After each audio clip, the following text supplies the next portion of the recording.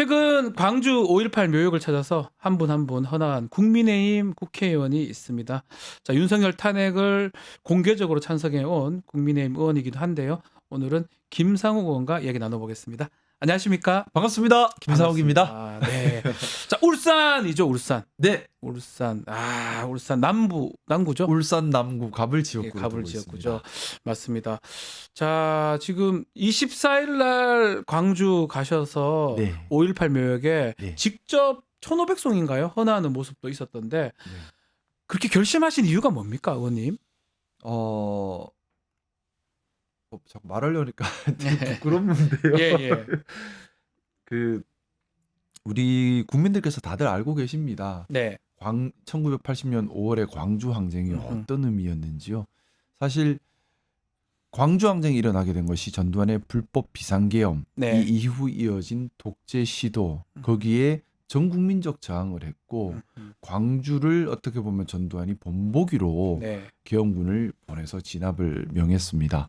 그래서 광주 금남로에서 계엄군이 시민들을 학살하고 또 은폐하고 이어서 갈라치기 여론을 만들면서 네. 이 피해자들에게 십수년간에 걸쳐서 2차 가해까지 가한 우리 현대사에 있어서 너무나 아픈 현장이면서 동시에 민주주의가 제대로 저항하기 시작한 시작점이기도 합니다.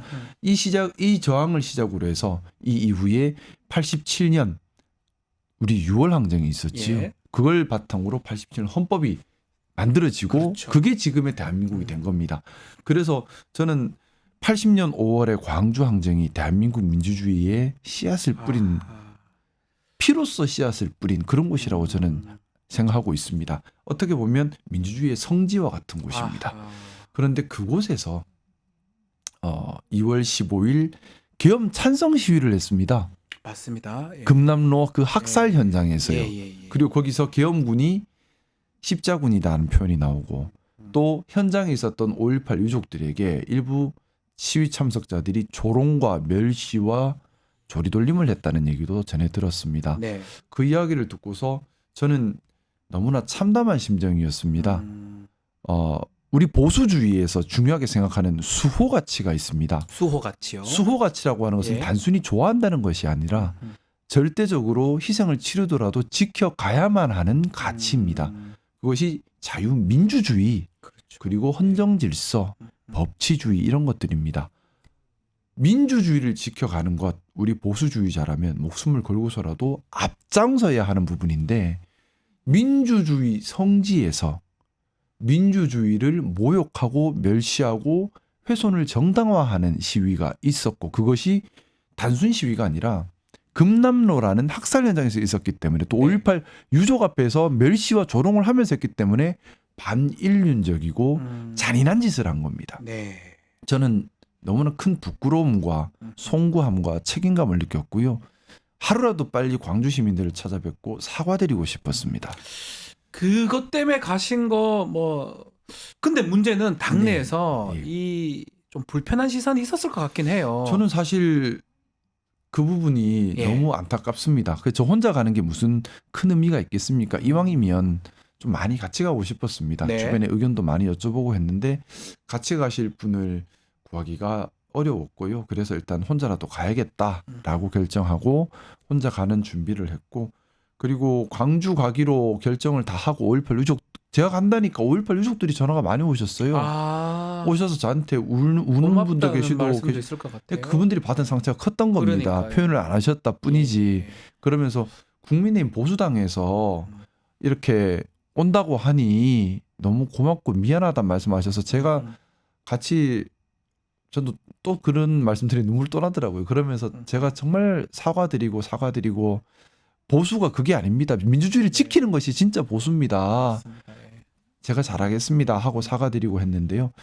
이제 그래서 갈 약속을 다 잡았는데 일부 당에서 이제 같이 동참하지 않는 것을 넘어서 가는 것을 우려하는 분들도 계셨습니다. 그러니까요. 이제 그분들 중에 또 강경하게 절대 가면 안 된다. 가면 더 이상 함께하지 못한다. 뿐만 아니라 뭐 더한 이런 얘기들도 너무나 강한 어조로 얘기를 들었는데 저는 그래도 가야겠다 생각을 했습니다. 사실 제 입장에서는 당에서 그때는 느낌은 그랬어요. 이제 완전히 고립되는구나.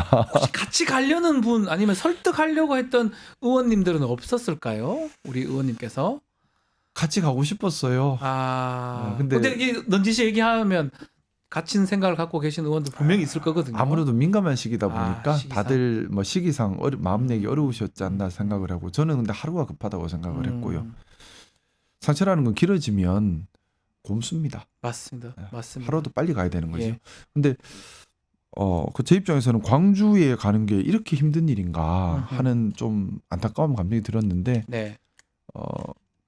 그래서 이제 뭐 워낙 우려하는 분들이 많으셔서 순수 개인 차원, 개파를 대변하거나 당을 대변하는 것이 아닌 순수 개인 차원으로 차원에서? 가겠다라고 말씀을 드리고 그리고 언론에도 순수 개인 차원 방문입니다. 누구를 대표하는 것은 아닙니다. 하고 이제 내려갈 수밖에 없었고요. 네. 그렇게 이제 5.18 묘역과 금남로 현장을 방문을 했고 너무 안타까운 마음에 일단 제가 할 수 있는 걸 하고 싶었습니다. 네. 그래도 고맙게도 울산에서 동행해 준 분들 계셨고 울산에서 지역구 쪽에서 또 소방공무원 노조에서 또 동행을 해주셨어요. 그래서 같이 이제 헌화를 했고 헌화하면서 한 기 한 기 헌화하면서 한 기 한 기 가보면 사진이 있습니다.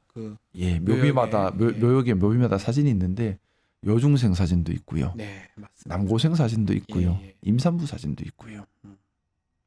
12월 3일, 4일 우리 용감한 대한민국 시민들께서 이걸 막지 못하셨다면 광주에서 있었던 그 아픔이 2025년에 우리가 살고 있는 지금 또 있을 뻔했다라는 그 역사가 저는 너무 아프고 처절하고 무섭게 다가왔습니다. 지금 말씀하셨는데 광주 방문하기 전날에 아마 23일로 알고 있는데 친한계 의원 단체방에서 나오셨다는 얘기가 있더라고요. 네. 어떻게 스스로 나오신 겁니까? 아니면 이게 탈퇴가 가능한가요? 아니면 쫓겨난 건 아니죠? 스스로 나오신 거죠? 탈퇴 요구를 강하게 받았어요. 나가기 싫었는데 네. 탈퇴 요구가 여러 의원님들한테 강하게 왔고요. 그리고 굳이 광주로 가겠다면 반드시 탈퇴를 해라. 안 그러면 친한계 전체의 의사로 오인될 수 있다. 그럴 수도 있겠네요. 너 정치적 의사로 보일 수도 있겠네요. 예, 너 개인의 방문이라면 다 탈퇴하고 가라. 그래야 개인의 방문이지 않느냐. 그래서 다 탈퇴할 수밖에 없는 상황인데 없었는데요. 그래도 저는 한동훈 대표 좋아합니다. 응원하고 지지하고 좋아하고요. 또 잘 되셨으면 좋겠고요. 또 친한계 의원님들도 좋아합니다. 곁에서 그래도 늘 도닥여 주시고 하는 제가 너무 좋아하는 분들이고요. 응원하는 분들이고요. 비록 제가 광주에 헌화하러 가는 것에 대해서는 입장이 달랐을 수는 있지만은 그래도 저는 너무나 고마운 분들이고 좋아하고 응원하고 함께 하고 싶은 분들이고 앞으로도 그렇게 할 겁니다. 이른바 친한계 의원들 제가 몇 분 계신 정확하게 알 수는 없지만 10여 분, 20여 분 잘 모르겠습니다. 그분들하고 앞으로 관계는 어떻게 유지가 되는 겁니까? 계속 제가 잘 할 겁니다. 잘 모셔야 되고요. 제가 좋아하는 분들입니다. 네. 한동훈 대표는 직접 만나시지 않습니까? 앞으로? 만날 기회 있으면 만나 뵙고 싶습니다. 사실 한동훈 대표님 뵈면 저는 영광이고 좋지요. 네. 제가 또 배울 점도 많은 분이시고요. 혹시 한동훈 전 대표가 이렇게 전화 오거나 연락 오거나 이런 적은 없습니까? 김성호님한테? 한 번씩 안부 주고받는 전화 정도는 서로 주고받았고요. 하지만 구체적으로 제가 행동하거나 하는 것에 대해서 또는 한 대표님 향후 일정에 대해서 서로 의논하거나 한 적은 없었습니다. 구체적인 사안 의논보다는 한 번씩 명절 되면 인사 나누는 정도. 그리고 제가 한 대표님 좋아하니까 그 정도 관계는 있었고 5.18 묘역 방문 관련해서는 얘기가 있었던가요 혹시? 그전에는 말씀이 따로 있지는 않으셨고요. 며칠 전에 안부 전화 한 번 정도 서로 주고받았고 근데 이제 5.18 가기 전날 이제 제가 단톡방에서 나가라라는 요청을 받고 나가게 되고 또 강한 어조로 좀 함께하기 어렵다라는 통지도 받고 이제 여러 가지 좀 그런 압박을 받은 후에 한 번 한 대표님이 전화를 주셨는데 마침 그때 제가 통화 중일 때 전화를 주셔서 골키퍼로 잡혔어요. 그래서 제가 콜백을 해드려야 하는데 무섭더라고요. 왜냐하면 한 대표님 지금 전화 주신 건 가지 말란 취지일 수도 있겠다는 그렇죠. 생각을 했어요. 시기상으로 봤을 시기상으로. 때. 아니, 왜냐하면 한 대표님이 뜻입니다라고 강한 어조로 이미 얘기를 들은 상태라서. 근데 네. 저는 그래도 무조건 가야겠다는 생각이었어요. 그래서 이 통화를 하고 나면 서로 불편해지겠다 도리어 하는 생각이 들어서 아이고 갔다 온 다음에 야단 듣지 뭐 하는 생각에서 한 번 전화 주셨는데 콜백을 못 아, 해드렸어요. 나 일부러 우려심 때문에 안 하셨군요. 저는 그 한동훈 대표님을 지키고 싶고 응원하고 싶은 마음에서 도리어 그래서 전화를 드릴 수가 없었습니다. 오늘 한동훈 전 대표 책이 정식으로 출간이 됩니다. 네네. 뭐 보니까 계엄 좀 비하도 담긴 걸로 전해지는데 이제 네네. 문제는 이 책이 나옴으로써 네. 이른바 객파 갈등도 있을 수 있지 않느냐 이런 얘기도 있습니다. 앞으로. 저는 계파 갈등으로 볼 문제가 아니라고 봐요. 네. 뭐냐 하면 중요한 것은 무엇이 옳은가, 보수 정당은 어떤 보수 가치를 추구하고 실행해야 하는가 하는 네. 파문을 던지고 고민하는 계기가 되었으면 하는 바람이고요. 그건 계파 갈등의 문제가 아니라 네. 우리 당의 자아 성찰이고 보수의 미래에 대한 고민이라고 생각합니다. 그래서 저는 우리 국민의힘에 지금 필요한 것은 무엇이 진짜 보수인가? 보수는 어떤 모습이어야 하는가? 보수가 네. 대한민국에서 어떤 역할을 해야 하는가에 대한 많은 논의, 많은 성찰, 고민, 문제 제기 이런 것들이 지금 꼭 필요하다. 단결보다 더 필요한 게 그거라고 생각합니다. 아. 왜냐하면 지금 정말 참담하게도 예. 정통 보수를 지향했던 국민의힘에서 윤석열 대통령을 배출을 했고 이 윤석열 대통령은 보수의 가치를 실현한 것이 아니라 군사 독재로 돌아가려는 어이없는 시도를 했고 민주주의를 파괴했고 헌정질서를 파괴하고 법치주의를 파괴했습니다. 그러고 나서 우리 당에서 보인 모습도 법치주의를 같이 훼손하고 있고 네. 헌정질서와 민주주의 회복에 동참하지 않았어요. 국민들에 대한 행동으로 하는 진지한 사과도 네. 없었습니다. 보수의 모습이 아니죠. 보수라면 보수의 수호 가치를 목숨을 걸고라도 지켜야 그렇죠. 합니다. 그것이 헌법 민주주의고 질서 헌정질서고 법치주의입니다. 네.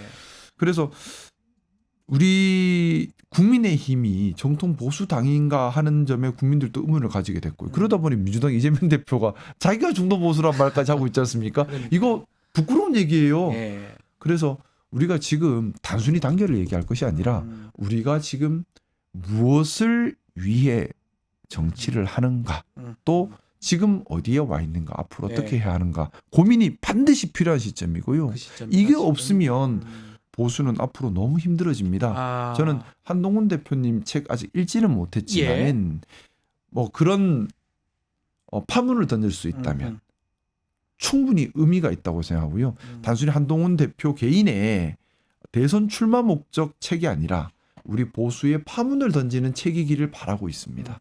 읽어 보실 거죠? 나오면 읽어봐야죠. 근데 아직 내용은 저도 몰라요. 저는 사인해서 한 권 주실 줄 알았는데 아직 나중에 주시겠죠? 아마 구매를 하셔야 될 것 같은데 네. 앞으로 지금 조기 대선 뭐 얘기도 나오고 한동훈 전 대표가 출마할지 말지 뭐 이런 부분도 좀 논란이 될 것 같은데 의원님께서는 한동훈 대표 앞으로 행보 어떻게 보고 계십니까?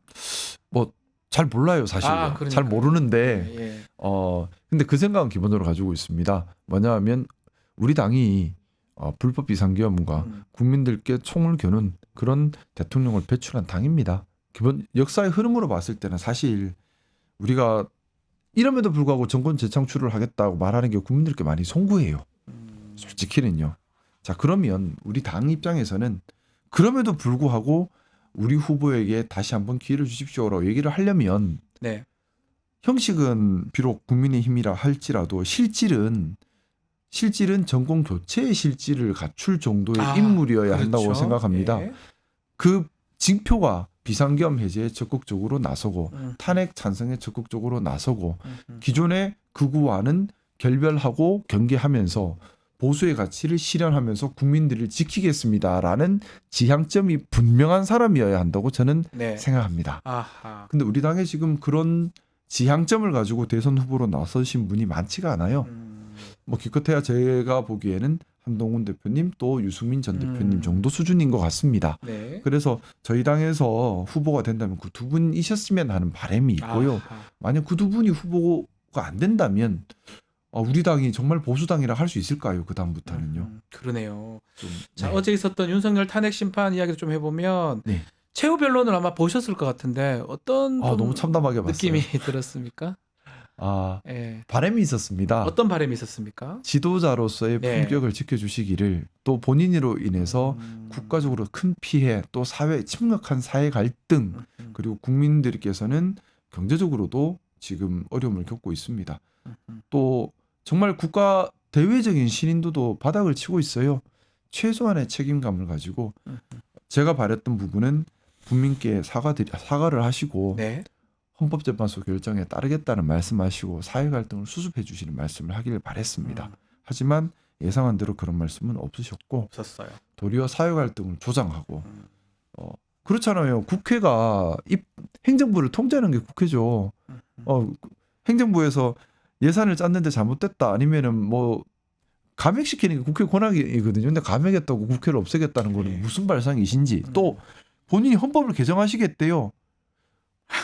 어떤 헌법을 만들려고요? 또 하나 정치를 개혁하겠다는 말씀을 하셨습니다.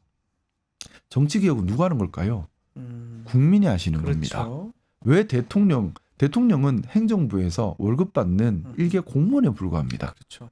행정부에서 월급 받는 일개 공무원에 불과한 분께서 정치를 왜 개혁을 하십니까? 정치 개혁은 대통령이 할 수 있는 것이 아닙니다. 삼권 분립에도 반하고요. 민주주의에도 반하는 말입니다. 여전히 엘리트주의에 빠져 있으시구나 하는 생각을 할 수밖에 없고 제왕적 생각에 빠져 있구나 하는 생각을 할 수밖에 없었습니다. 민주주의라고 하는 것은요. 상향식입니다. 위로 올라가야 되겠죠? 국민들의 의사를 그렇죠. 모아서 위로 올라가면서 바꿔가는 것이지 누군가 누구를 계몽하고 누군가 누구를 가르치고 누군가 누구를 개혁하는 것은 반민주적인 겁니다. 보입니다. 예, 맞습니다. 국민들께서 개혁을 하시는 것이고 국민들께서 바꿔가시는 것이 민주주의입니다. 국민들께서 세상을 바꾸는 게 민주주의입니다. 맞아요. 그런데 윤석열 대통령이 어제 담화를 보면 본인이 세상을 바꾸겠다. 본인이 개혁하겠다. 라고 하셔서 저는 여전히 제왕적인 사고에 갇혀 있으시구나. 반성은 없으시구나 하는 안타까움이 있었고 끝내 남 탓과 남 비난 그리고 또 거짓말이 너무나 많았잖아요. 네. 뭐 어제 공교롭게도 또 녹취록이 공개가 됐어요. 예, 맞습니다. 그 녹취록을 보면 윤석열 대통령 분명히 그렇게 말씀하셨습니다. 예전에 나는 그 당시 공관위원장이 누군지도 모른다. 근데 녹취록에는 윤상현이 공관위원장 윤상현이니까라고 돼 있어요. 알고 계세요. 도대체 국민들께 어떻게 이렇게 자꾸 거짓말을 하십니까? 그러니까 다 알고 계시는데 그 어제 말씀대로 최후 진술에서 개헌 언급하면서 직무 복귀하겠다 이런 의지로 보였거든요. 탄핵 심판 결과는 우리 의원님께서는 어떻게 예상을 하십니까? 선배님께서도 변호사님이시니까 잘 아실 거라 생각하지만 법관 입장에서는 탄핵 기각 판결을 쓸래야 쓸 수가 없는 사안입니다. 그렇게 보입니다. 기각 판결을 쓰려면 비상계엄이 정당했다는 판단이 먼저 있어야 되는데 비상계엄이 정당하려면 계엄 사유가 있어야 되고 절차적 정당성, 내용적 정당성, 한목적성, 재량 범위 다 통과를 해야 하는데 하나도 못 통과할 것 같은데요. 하기도 걸리는 게 없어요.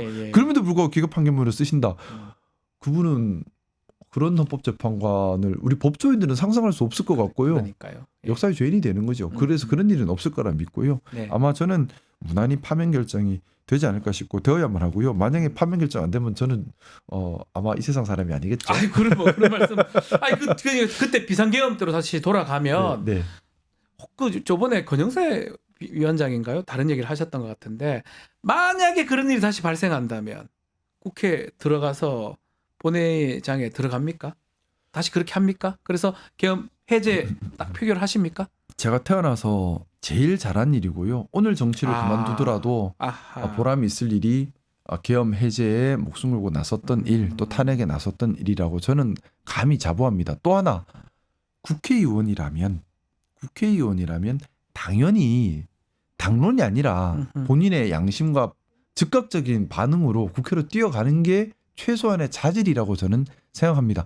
헌법에 국회의원은 국가 이익을 수호하고 양심에 따라 행동하도록 되어 있고요. 또 국회의원은 헌법상 의무가 있습니다. 헌정 질서를 수호할 의무가 있습니다. 수호라고 하는 건 말씀드렸던 것처럼 목숨을 걸고라도 지켜야 한다는 얘기입니다. 당의 문제가 아니에요. 개별 국회의원들이 국회의원이 될 때 선서를 합니다. 요새 AI가 좋네요. 국회의원 선서를 합니다. 선서가 헌정 질서를 수호하겠답니다. 자, 그러면 비상계엄은 전시 상태, 준전시 상태인데 비상계엄이라고 하는 것은 국민의 기본권을 본질적으로 침해하는 일이에요. 네. 그리고 전시 상태라고 그 자체가 정말 최후 수단이라는 거예요. 그러면 준전시 상태를 해석할 때는 정말 전시와 같을 때를 얘기하는 그렇죠. 겁니다. 준해야 되니까요. 이건 엄격하게 해석하는 거예요. 넓게 해석하는 게 아니고요. 통치 얘기를 함부로 들어올 수 없어요. 네. 법적으로. 자, 그러면 우리 시계를 되돌려 그때 전시 상태였습니까? 우리가 뭐 라면 사재기를 해야 될 그 상황이 아니었잖아요. 전혀 아니었죠. 그러면 개별 국회의원이라면 명백히 판단할 수 있어야죠. 비상계엄 사유가 없다. 근데 비상계엄을 했다. 이거는 헌정질서가 훼손된 것이다. 헌정질서를 회복할 수호 의무가 있다. 그럼 수호하기 위해서 국회로 뛰어가야 한다. 이거는 기본입니다. 근데 국민의힘 의원도 그렇고 저기 권영세 위원장인가요? 이런 거 다시 생기면 고민해봐야 된다 이렇게 또 얘기를 해서 논란이 국민들께서 됐거든요. 기억해 주셨으면 좋겠습니다. 예. 누가 그런 말을 하는지, 왜 그런 말을 하는지. 음흠. 민주주의는 국민들의 것입니다. 그렇기 때문에 국민들께서 판단하고 네. 만들어 가셔야 합니다. 국민들께서 반드시 어떤 국회의원이 어떤 말을 했고 어떤 네. 행동을 하셨는지 꼭 기억을 하셔야 기억하셨다가 된다. 민주주의 발전을 위해서 행동해 주시기를 저는 간곡히 부탁드리고 싶습니다. 꼭 기억을 해달라고 말씀을 하셨어요.